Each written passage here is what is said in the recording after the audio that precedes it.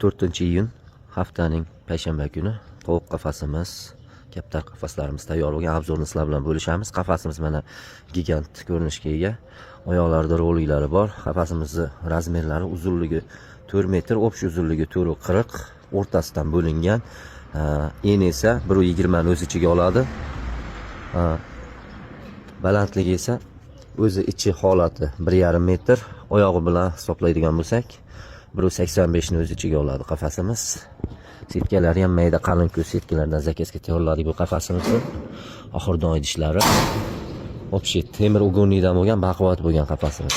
Odam bemalol kirib chiqsa bo'ladi ichiga. Mana ichiklari ham ko'taradi odamni. Odam bo'yi ham tegib qolmaydi.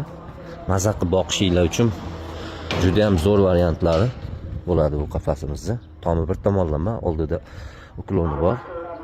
Mana bunisi esa 2 ga 1.10 santimetrli. Yonida tuxumlash xonalari bor, tashqaridan tuxumini olinadi.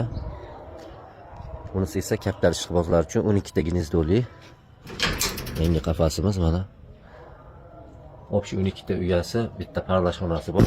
Razmerlari bo'yi 2 metr, eniga 1.10, uzunligi 1.45.